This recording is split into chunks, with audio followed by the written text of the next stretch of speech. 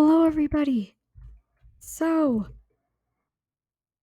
I'm going to talk a bit softer because of my voice, but I thought I'd react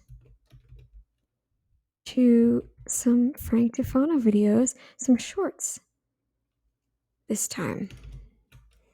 He's got some outlandish claims. This one is quite the doozy. So let's get into this one first. I'm going to see if I can open this in a whole new window or new tab. Probiotics are one of the most needed yet least effective supplements on the market. Most probiotics are not live, healthy cultures, or they do not contain the correct strains of bacteria. That part's true, yes. On top of that, people don't use them correctly or follow a diet conducive to promoting good gut bacteria. If your stomach is messed up, you need to basically supplement a healthy biome with every meal. That means taking large amounts of probiotics with every single meal. Did you hear that? Every single meal. Not just because of antibiotics, but even if you just messed it up somehow, you messed your stomach up somehow. No, every single meal, people. Ouch. Ouch. People grossly underestimate how much probiotics they actually need. I'll drink 2 or 3 cups of water kefir and have a few tablespoons of grains No wonder you feel like crap every day, Frankie. minimum each meal, breakfast, lunch, and dinner. If it's echoey, I'm sorry. I just didn't feel like putting on my headphones. I want to hear what's going on around me today. Oops, my watch. But yeah, no. Also need to feed the probiotics. That means no low carb diets because bacteria eats carbs. Can I go back? Having a balance of high quality organic. No, I can't go back. It won't let me. Bacteria do not need carbs. You even said that your water kefir feeds on sugar. So by definition, you are feeding that bacteria, and guess what the bacteria are going to do? They're going to multiply and multiply and multiply and multiply, and we're not supposed to have such a huge amount of bacteria in our guts. We are not cows. We are not gorillas. When we do that to our stomachs, we start hurting ourselves. It hurts us. Okay, it hurts. It freaking hurts. It does. Now I'm just going to stop briefly because I want to turn off some things. All right, I'm back. So, yeah. Let's continue on with this nonsense. Organic starches and fiber. I like using. No, we don't need starches or fiber. These bacteria, they need carbs to feed them. But guess what happens when you feed them, Frankie? Do you really think you're a gorilla? Because if you thought you were a gorilla, then because even a gorilla, I'm sure that their stomachs do not hurt when they eat a whole bunch of plant foods in excess. When we do that, our guts hurt. They're not supposed to hurt. That's how you know you're eating the wrong diet. A variety of different grains mixed with some natural sugar substitutes and fruits. No. So no. That's the most outlandish thing ever. So some of that. Let's see here. I don't want to watch anything on water kefir. I can't believe his smugness and confidence in this claim. It's well known that solar ultraviolet radiation causes skin aging and skin cancer. And he does list the reasons why. However, he's still doing some things wrong, and I'll explain. The way this happens is through the cells being damaged, whether from the sun or tanning beds. Okay, what? Wait, there's one thing that doesn't make sense. Ultraviolet rays cause damage. You may already have damage from the sun, is basically what you're saying. So the sun is damaging? Huh? You need fat, buddy. And I don't mean fat as in to be fat. I mean, you need to eat fat. Specifically, the oxidation of fatty acids But I will agree that tanning beds are toxic. Don't ever go to one. inside the cells. Outside of the body, we know fatty acids in food are more or less prone to oxidation based on their type. Yes, that part's true. The fats we've been told are heart healthy, vegetable oils like corn and canola, are incredibly prone to oxidizing compared to saturated fats like butter and lard, which only oxidize at incredibly high temperatures. I don't know. I was told they never oxidize, but okay. Well, you are what you eat.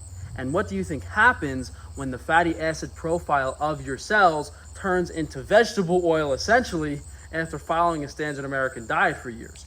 Your cells become vulnerable to this radiation. You're still basically following a standard American diet, Frankie. You're just not eating canola oil and corn oil. Okay? But you are eating a lot of grains, which are still oil. Like, they still have like omega 6s in them. You're cooking them and making the omega 6 content rise. So you literally don't know anything about what you're talking about. So this makes no sense. You can't just say this stuff because you eat a whole bunch of crap that has omega 6s in it. Whereas a cell composed of saturated fat will never become carcinogenic or damaged Yeah, but you're eating sugar on top of sugar on top of sugar and no fat really at all. And then anything that does have fats, it's all omega 6s. from ultraviolet light. It's Yeah, no. No. So no, you're only eating omega 6s. So you cannot claim that you will never get skin cancer because you still eat a bunch of sugar, and I mean a bunch, and you eat way too much things with omega 6. Grain has omega 6 in it. I don't know if I want to even watch this one. Let me watch this one, see what it's about. Did you know that it's bad to hold in your urine? I figured this out because I would be on these 2 or 3 hour car rides, and after holding it in for a little bit, I would get these headaches. But when I used the bathroom, they would almost go away instantly. When the bladder is completely What headaches? Okay, I'll admit, if I hold my pee in long enough, I do get pain, but I don't get headaches. And they don't go away miraculously when I pee.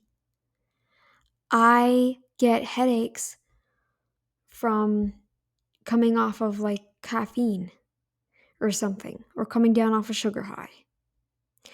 I get headaches from being from the weather. Um, the pain that I get if I hold in my pee is usually like in the sides or in my back, maybe even in kind of around the bladder area itself. But yes, I have to hold it for quite some time, and it does hurt. I will admit that does hurt. I wouldn't recommend anyone do that. full, the kidneys will start filling up with urine. Both You mean the bladder starts filling up? the bladder and kidneys will swell up and put pressure on nearby organs. The urine is I don't think that's going to happen in an hour or two. Maybe if you kept doing it. storing waste and toxins that the body wants to excrete. If those toxins sit in the bladder and kidneys, I would say, add on to that, by the way, I would add on for 8+ hours. But even then, you're supposed to go, at least 4 hours, I think, at the very most 4 hours, I think. I think we're supposed to be able to hold it at least somewhat. If we're going every hour, that's not good. That's not good. See, are you admitting that you go every hour, Frankie? Or every 2 hours? And you pee a lot? You have diabetes if you're doing that. I'm trying to retrain my bladder to go, a little more frequently because I tend to hold it for extended periods of time. So with me, I kind of have to teach myself to go every 2 to 3 hours, but I don't pee a lot when I go at that second hour. It's not very much at all. And it's never usually bad. I'm like, half the time, I'm like, do I really want to go now? But I'm trying to retrain it because I feel like, I don't know. Now, this is just how I feel. I could be wrong, but it hurts if I hold it in past 5, 6 hours.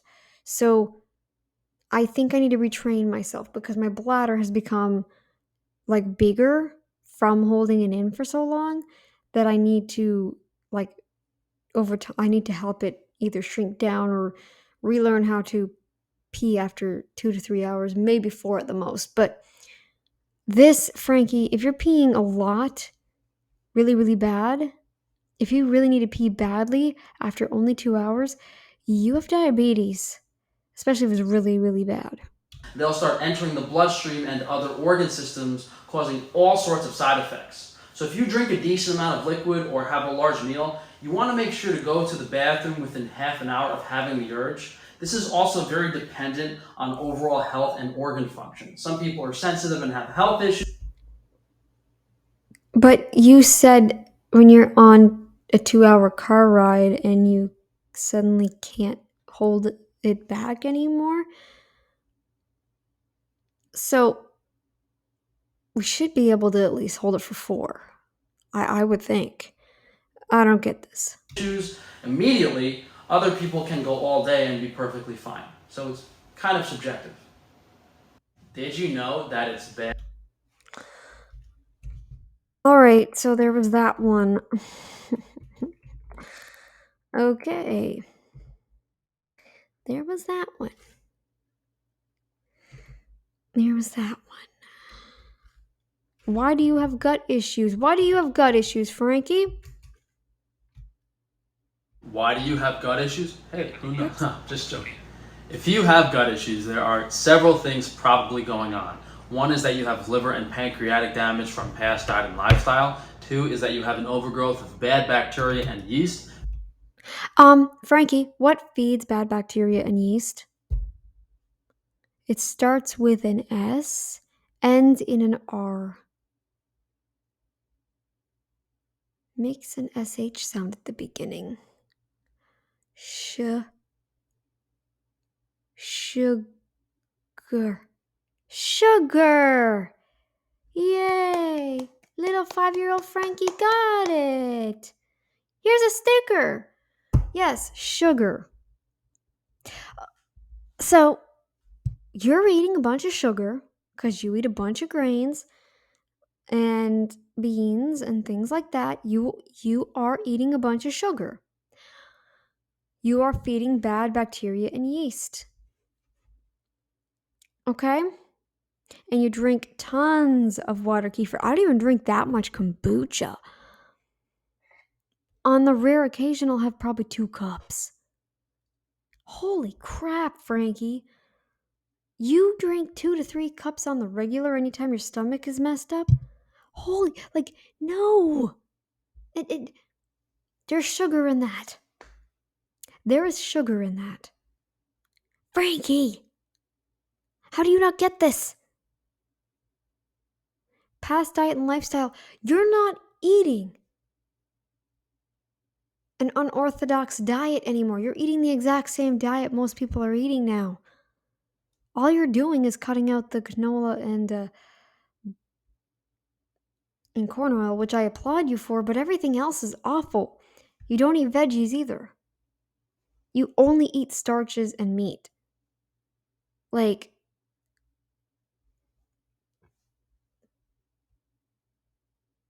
and it's not good meat either. It's really, really, really lean. So technically, you are eating standard American diet. Stop giving me this crap, okay? Three is that you have little to no good bacteria in your stomach. A lifestyle catalyst probably caused this, whether it's compounded poor dietary choices, a stressful event, or possibly other things. But once you let the floodgates open, it's almost impossible to stop the water. This applies to gut issues in the sense that it can be very difficult to fix them, even if they started from a minor or gradual thing. When you switch to the correct diet of high quality organic foods, a balance of meat and grains, No. No grain. No grain. That is the worst for bacteria. The worst. Do not eat grain if you have problems with bacteria. Sugar is food for the bacteria, both good and bad. And the bacteria populate really quickly. Obviously, they're cells. Cells repopulate really quickly. A lot of them do. So you're going to get a buildup in no time. It hurts. Don't do it. correctly made probiotics such as water kefir, you'll need to be incredibly consistent See what I mean about he wants you to do it his way and his way only? for long periods of time with your diet and probiotic regimen. We have both water kefir and water kefir grains on frankiesfreerangefoods.com. Why do you have Yes. Well, this isn't a problem. I can almost guarantee you this, but I'll watch it anyway.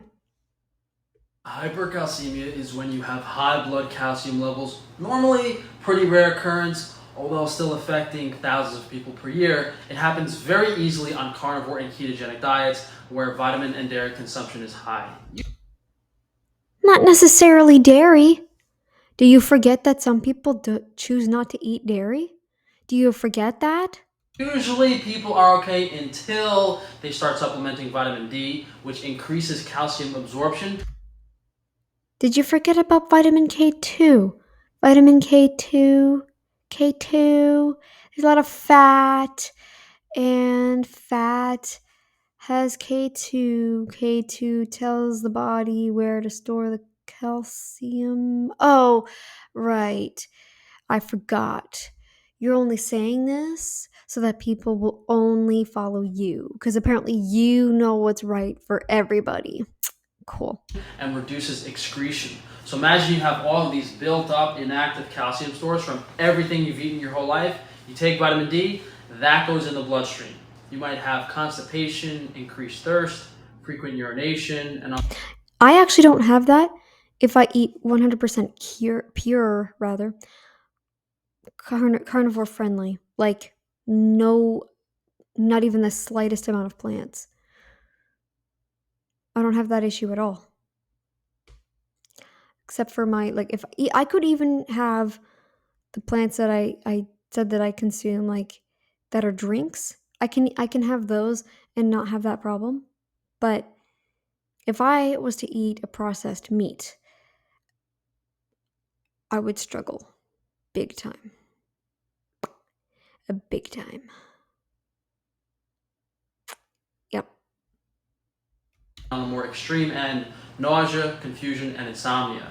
Doctors actually treat this with drugs, sometimes injecting the hormone calcitonin, which puts calcium back into the bones from the bloodstream. But you can take vitamin K2 to activate that hormone calcitonin naturally. Also, try to reduce your dietary calcium intake and drink a low mineral water. Hypercalcemia is when you have high I didn't even listen to that. My brain just went. I can't even listen to him talk sometimes. I'm not even gonna watch that one. Are potato chips healthy? Dude, I don't even have to watch this one. No. No form of potatoes is healthy. Not one. Seed oil free potato chips. Gut issues on strict diets. Carnivore is not a strict diet. A strict diet is a diet that restricts macros along with, like, essential macros, I will reiterate, essential macros and essential nutrients, fatty acids, proteins, and nutrients. Essential, essential vitamins and minerals.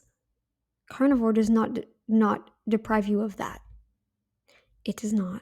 I don't even need to watch that.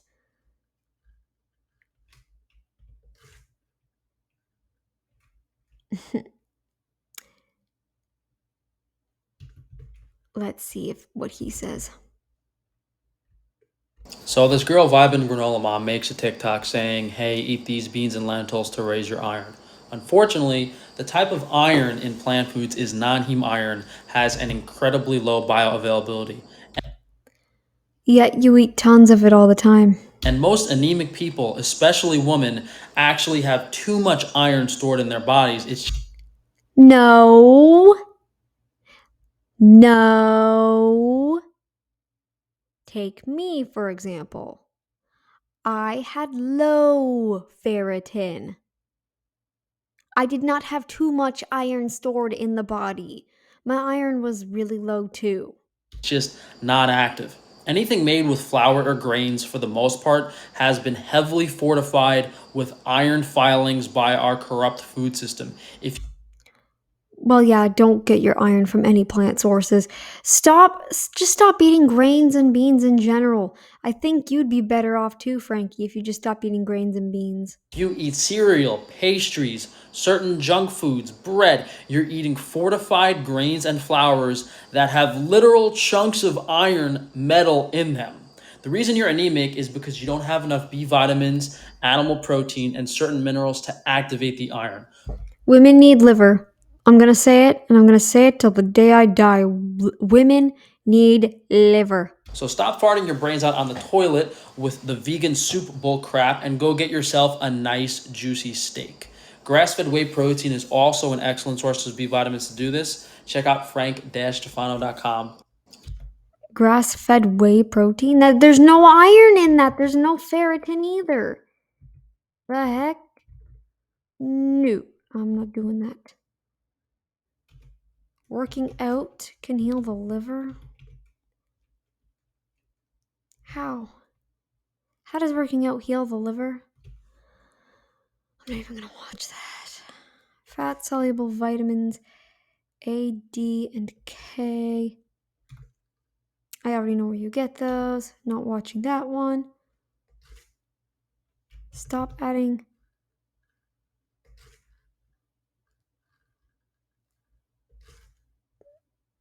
What? I used to be obsessed with following the highest nutrient diet possible, eating all the grass-fed beef, organs, eggs, and dairy I could get my hands on, Yes, and that's what all humans should be doing. I don't have sleep issues if I follow this regime and keep to it. thinking more is better. Reality is, Oh, bioavailability is better. Yes. even in the healthiest hunter gatherers to ever live, they did not eat more than 40 to 45% of their calories from animal food. Wrong. Holy crap, that is so wrong. I can't even. No. No, no, no, no, no, no, no, no, no. Hey, Amara. Amara, come over here. Come over here for a moment. Do your people only eat about 40% of your. Do you guys only eat 40% animals? Is that all your diet is? How many plants do you eat? Huh? Oh, I thought so. She said that apparently they only eat. This is cool. Maybe you might want to look more into this, but I would believe her more than I believe you, Frankie, because we didn't have plants throughout the. Look, think about this. We're in the ice age. I was going to say stone age, but ice age. Okay, you have no electricity. You have no way of really storing things. You could put them in the snow and ice, I guess, but somebody could steal it. Maybe a dog might find it and dig it up. You wouldn't want that, would you? So, you have meat, right? You have meat. What else is around? Is there any plants around? You want to keep your meat from going bad, right? Do you have any vegetables saved up? Oh, wait. It's too cold for that, isn't it? Interesting. Hmm. It's not hard to have a few glasses of raw milk and steak every day. The difficult part is removing all of the So you were drinking milk too? No wonder you had problems. You don't drink milk and eat yogurt and call it zero carb. You definitely don't call it zero carb. Milk, like maybe you can't do milk. I actually probably can do a little milk because of my people come from. We come from very cold climates. So we need a lot of milk. And we need milk in times of like scarcity. We need meat. Lots of meat and milk and things like that. But maybe you don't need milk, Frankie. Your people are from the Mediterranean. Tufano. You even said yourself you're Italian, right? Tufano. Mediterranean. Italian. There you go. negatives in your food and lifestyle, making sure everything's organic, free of pesticides, drinking bottled mineral water to remove fluoride and You drink way too much water. That could also be why you were always thrown off, Frankie. Even on carnivore, you drank way too much water. Stop blaming everything on the carnivore diet. You've even given yourself away in videos. Stop. chlorine, balancing out fat-soluble vitamin ratios by getting enough sun. Outside of diet, wearing EMF protective clothing, Oh my god. Oh my god. Shut up about that. grounding every day for antioxidant electrons, testing the air quality How do we do that in 30 degrees below 0 Celsius, Frankie? in your home. You can eat all the steak and B vitamins in the world, but if you're drinking enough chlorine to kill a dog, You would be at the toilet before you would. Look, it's called a filter. You put it on the tap. Okay? Okay. your gut will always be messed up. I used to be obsessed with following the Bitch, the barbells. Carnivore diet almost killed me. It almost killed you, little 5-year-old Frankie. So it's been about 3 years now since I quit the carnivore diet, slowly but surely recovering my health after 8 years of eating. Buddy, I've recovered my health like the hell. I've been like when I went keto, even. Once the stress period went away, my health status improved dramatically after what? 6 to 8 months. Not years, months. Months. Months.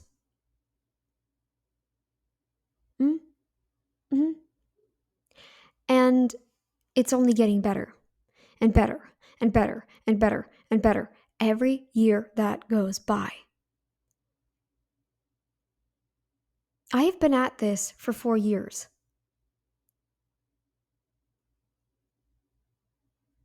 I know now what I'm doing wrong for myself. I know now what I need to do to keep myself from, I don't. Anyway. Only meat completely destroyed my liver. This is a Oh my god. Shut up. It did not destroy your liver. You even said that it healed your liver. I I think I saw something on that. I think I remember seeing that video before you quit. You didn't quit carnivore because it destroyed your liver. You quit carnivore because your psyche got destroyed and you got a little butt hurt like a little 5-year-old. A warning to anyone following a carnivore diet, ketogenic diet. Basically, I've been doing it for 4 years. 4 years. My doctor hasn't said anything about my liver. Um, I'm not losing or gaining weight. I'm maintaining, which is good. It's a good sign. It means nothing's, I'm at least able to maintain. I digest quite well actually. I would say I have good energy. I'm not jaundiced. In fact, I look a lot better than I did now since I've included liver. I am very, very active. In fact, I'm kicking my leg right now. I cannot stand or sit still. I'm sitting right now and I can't sit still. So I think I'm doing pretty good. My liver's doing fine. Thank you very much. Oh, and I have no swelling, no pain, no nothing. No one has said anything about it. Okay? No one. anyone avoiding grains and fiber. Yes, the presence of high quality, nutritious animal foods is important for those vitamins, minerals, fatty acids. Problem is, when you eat these foods, your liver enters a You're so painful to listen to now. I think you talked a little faster too when you were carnivore. You had a lot more energy to your voice. Come on, I don't remember ever hearing, I'm so tired, I'm so tired, when you were carnivore. I don't really ever remember hearing that. Stop with this. state of absorption. It's too busy absorbing nutrients to release toxins or excessive nutrients. That makes absolutely no sense. If that was the case, I would still be sick from whatever the heck that was I had gotten in May. I would still be sick. What kind of ideological statement? Where did you get this? Dr. Frickin' Gregor? Eventually, whether it takes months or years on this type of diet, your liver will accumulate excessive amounts of toxins and nutrients, and you will experience health problems. No. Look at Kelly Hogan, smart aleck. Look at Robert Kiltz, smart aleck. If you ignore those slight health problems and continue the crazy diet, don't be surprised when you have more extreme issues that are ultimately related to your liver's health status. That will not happen because Kelly Hogan's been on it for 13 years, and so has Robert Kiltz. So go suck it. So it's been about 3 Um, if I can find other gems. Not really moving for me though, is it? Let's see.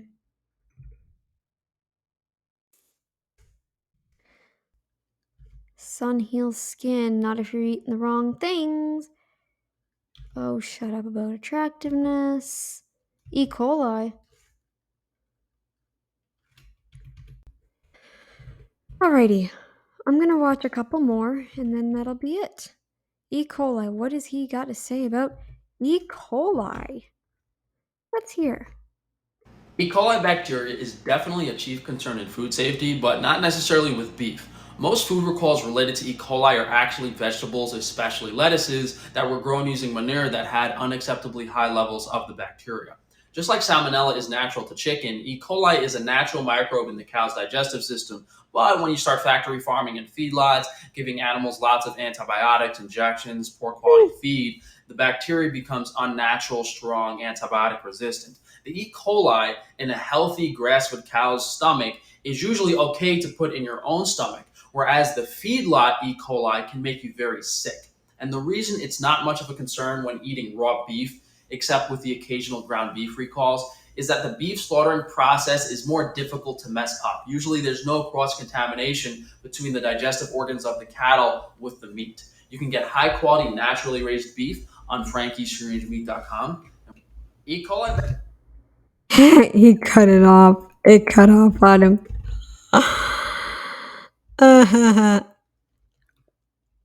Well, I actually agree with that. I actually agree with that. Modern skincare. I'd believe that. Don't need to watch. Donating. Okay, here's the big one I wanted to watch. Donating blood heals your liver. Hmm. How? Did you know you can improve your health just by donating blood?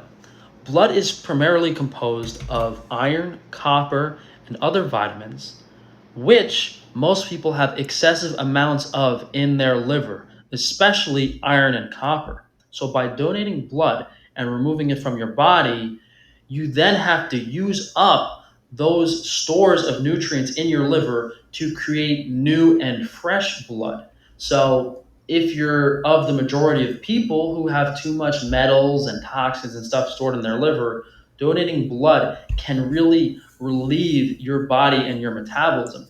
It's a double edged sword because there are other vitamins and minerals that are needed to create blood, especially B vitamins. You're not getting any vitamins and minerals, buddy, because you only eat primarily carbs and like I don't even think you focus your diet on meat anymore. Like you don't sound even very meat focused. It's a lot of carbs. You're not getting the minerals and vitamins needed to make blood. Equal amounts of blood, good amounts of blood. No. You're not getting any of that. But overall, people will usually see an improvement in their health markers, especially the ferritin on your blood work. Ferritin needs to be above 30. Needs to be. I know this because I had really low ferritin. It doesn't feel good. So, get your ferritin levels tested, your liver enzymes, donate blood, and see how they improve. Your liver enzymes. Oh, by the way, I learned something, and Dr. Barry said it. I've heard it. I think I heard it in another place too, but they are now messing with the liver enzyme, what the liver enzymes should be. They're deliberately making it so that the lower the enzymes, like like they basically don't want you to have any liver enzymes because if you have any liver enzymes and oh no, you have liver failure. They want you to have liver failure. They do. They do. Okay? They want you to have liver failure. So, even though your liver enzymes could be high to them, it might be perfectly fine for your body. So that's another thing to consider. I did hear that they want you to have really super duper low enzymes. They're changing the marker every time, every year or whatever, so that more and more people can be diagnosed with liver failure and get liver medications that are damaging. Okay. Well, guys, that is it for this. Um, Frankie is deranged. Um, it's just who he is. He always was, but now he's worse because he doesn't do carnivore. So yeah, there's that. There's that. All right, guys. I'll see you in the next one.